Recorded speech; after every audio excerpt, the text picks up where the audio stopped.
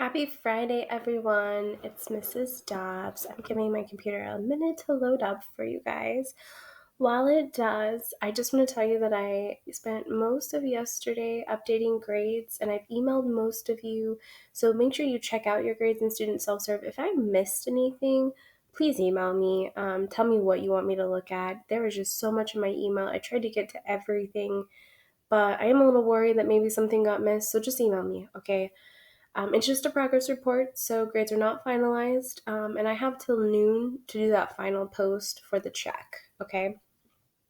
If you have any questions on that, though, just email me. So here are your due nows for today. I want you to click the module Deep Study of Character Session 5. You most likely have because you're watching this video. Open your JOTs from yesterday in the Deep Study of Character Session 4, that 9/24/2020 assignment. Open that up. If you have your notebook, have that out, and then have your fiction book ready. So our learning target is I will learn to choose character traits that are most important to plot development and to revise thinking and theories as I find new evidence. Essential question, what techniques can I use to determine which character traits are most important to the story? So today we're going to continue to read aloud from Soul Painting Inc. And that's the short story that we started on Monday. Up until this point, we have been discussing how characters reveal traits over time, especially in complicated stories. We have seen that some have traits less likable than others, and that our thinking changes as our knowledge of a character deepens. In addition, we as readers realize that some traits influence the storyline much more significantly, so they matter more. Readers, today I want to teach you that strong readers evaluate or weigh and choose which character traits matter most to the plot development. They adjust their thinking and theories, their ideas, as new evidence or details are presented. That's why it's so important that we're doing our jots in our notebook as we go, because we want to go back and see, okay, what were the theories that I had in character traits? What do I think now that I've read more? I've gathered new evidence about my character. So we're going to practice that today by looking at our story Soul Painting Inc. And we're going to see how many traits of Merci become particularly significant or important to the story overall, and how they influence what happens in the rest of the story. So let's just take a minute to remember what we were saying about Merci Monday when we started this. We want to make a prediction. Which trait do you think will be most important in how the rest of the story plays out? So some of the traits we had kind of landed on Monday was that we said she's really ambitious, she's unrealistic, she's stubborn, and or proud. So today we want to actually weigh these. Let's weigh which traits matter most. So I'm going to weigh, is she ambitious, unrealistic, or is she stubborn, proud? I know she's a little bit of both, but I want to see which ones matter the most to the way the story is playing out, the plot development. Okay, so which one of these characteristics do you think has the greatest impact on our story?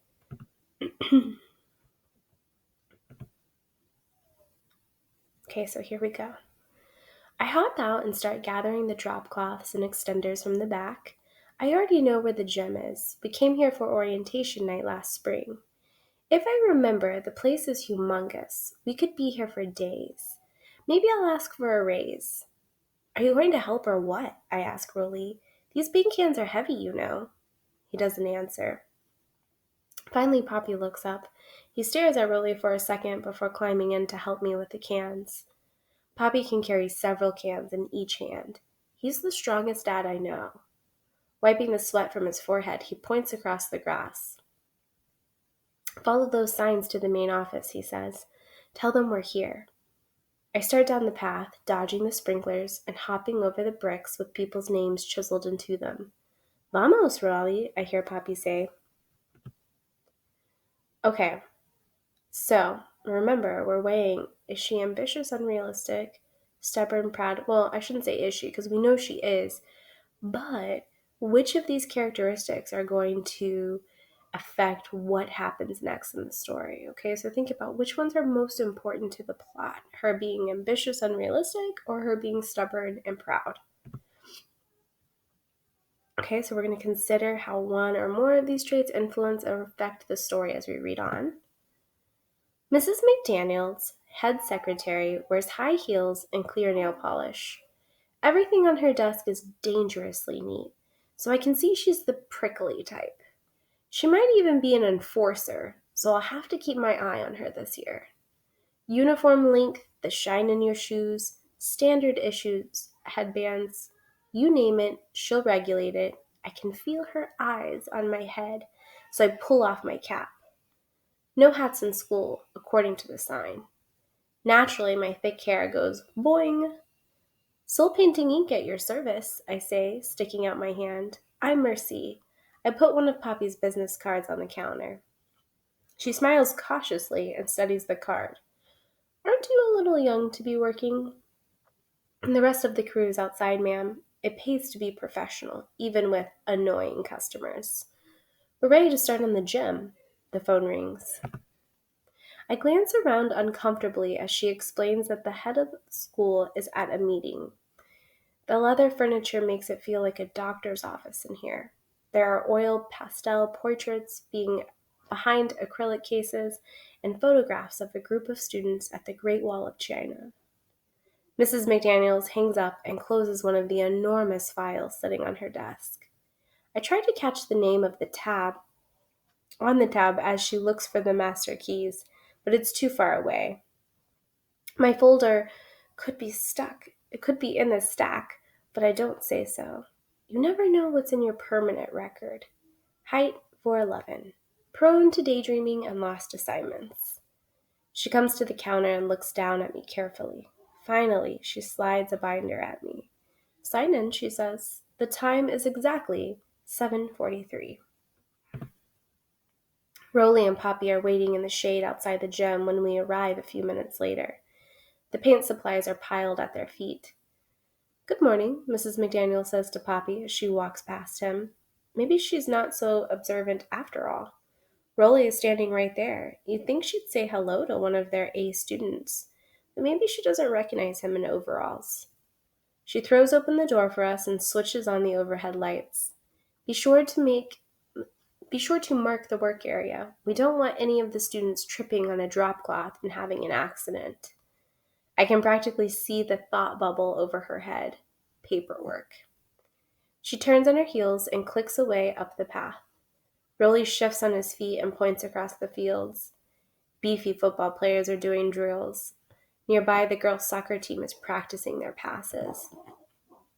If you listen hard, you can hear their coaches' whistles, the grunts as the teams knuckle down. I inch up the path a bit. I love soccer, and I'm good. Poppy taught me most of my moves. He plays on a Sunday football league at the park when his knees aren't bad. And thanks to the dads on the team, I know how to dribble and stall the ball in my ankles like a pro. Every once in a while, if they're short, they let me play keeper. I'm almost never stuck on the sidelines blowing a stupid, is it vuvuzela? I hope I said that right. Also, guys, I'm sorry for any mess-ups I'm doing. My throat is really dry, so I'm really sorry. Okay, so how does one or more of these traits influence or affect, and by affect I mean just change the story? I'm kind of changing, for me, my notes, so I definitely still think her ambition, she's being unrealistic. But instead of stubborn or proud, I'm kind of leaning more towards feeling like she's a little bit arrogant now. So I want to see what happens next and then see which one I feel like is affecting changing the story the most. So let's keep going. Maybe we can sit in the shade and watch for a while to see if they're any good. All employees are entitled to breaks, aren't they? But when I turn to ask Rolly, he's gone. Get to work, Poppy says. He's already inside spreading the drop cloths. Seaward's school colors are red and gray, so all the doors and baseboards are the searing color of a fire engine.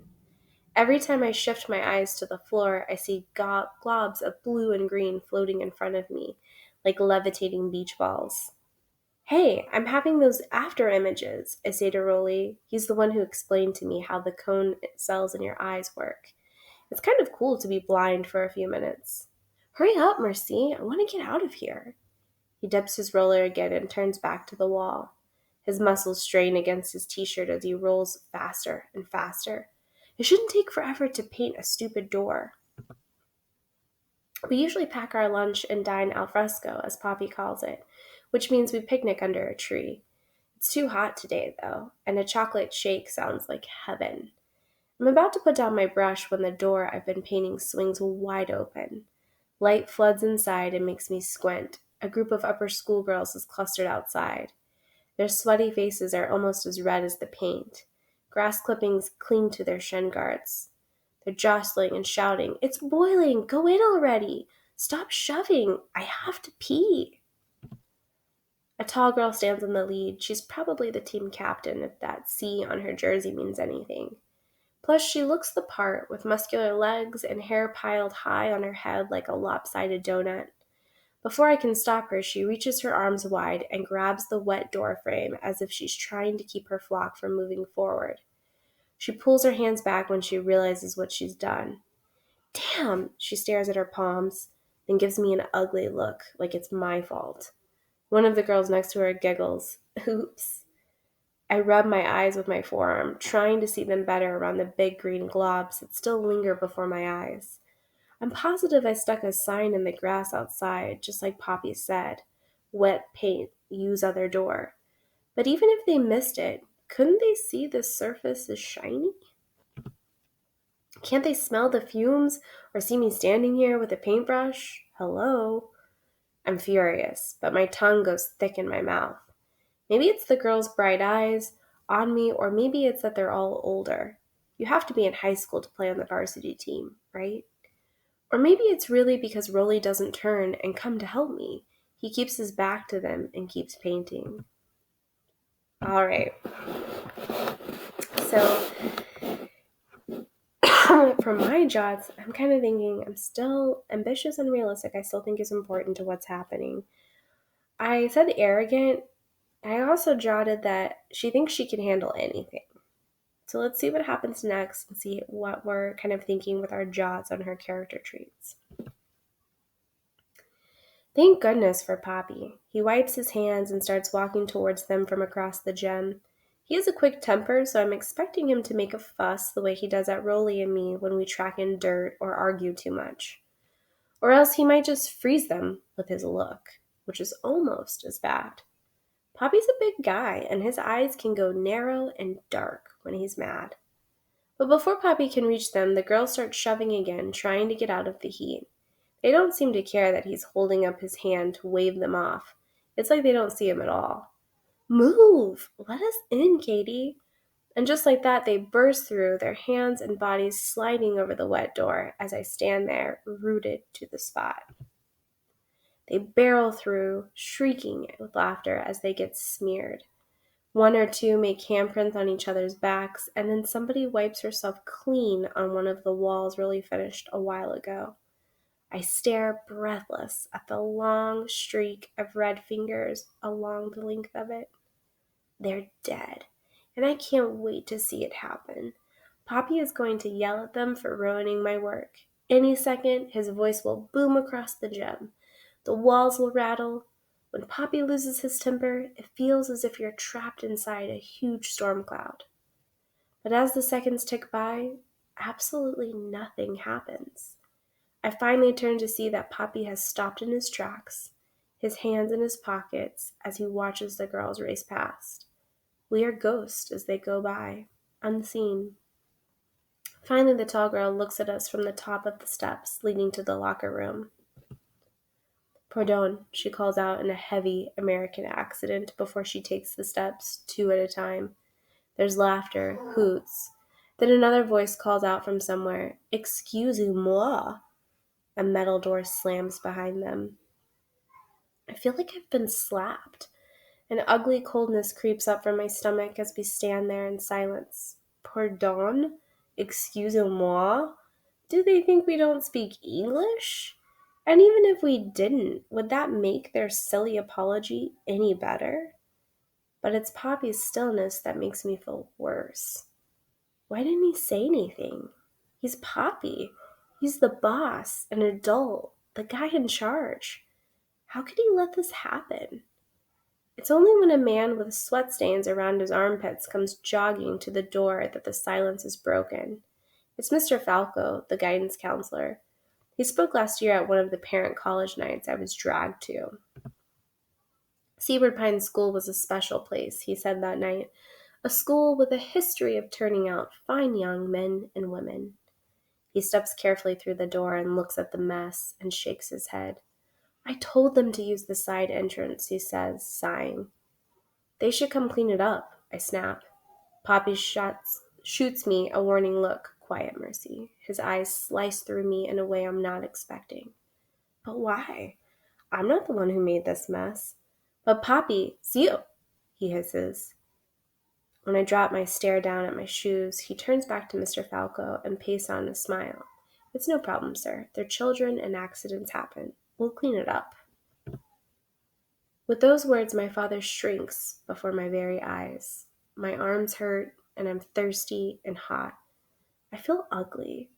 My cheeks burn as I stand there, humiliated for all of us. I will not clean this up, I tell myself. I slide my gaze to Rolly. His jaw twitches as he rolls on a new coat of paint, but he won't look at me. Thank you, Mr. Falco says. He walks away and closes the glass door of the athletics office at the far end of the gym. All right. Wow. So I've added some jots to my character traits notes. And while I do think she is ambitious and unrealistic, she's stubborn and proud, I have two new traits that I think fit what's happening with this new evidence even more. I think she's really naive. You know, people who are naive they don't know enough, so they don't have like the real world smarts yet, right? Like they almost like believe that everything should be just and fair. They don't really know how unfair life can be. So I said Mercy doesn't understand that the school has power over them. She's really naive to that. I still think that she's pretty arrogant. She thinks she can handle anything. Okay, so let's see what happens next, and let's see if we want to still hold on to these two traits or if there's a better trait that pops into our mind based on the new evidence. It doesn't take that long to touch up the walls or to repaint the door, but I'm furious just the same. I don't speak to Poppy for the rest of the day, not even when he buys me an extra large chocolate shake.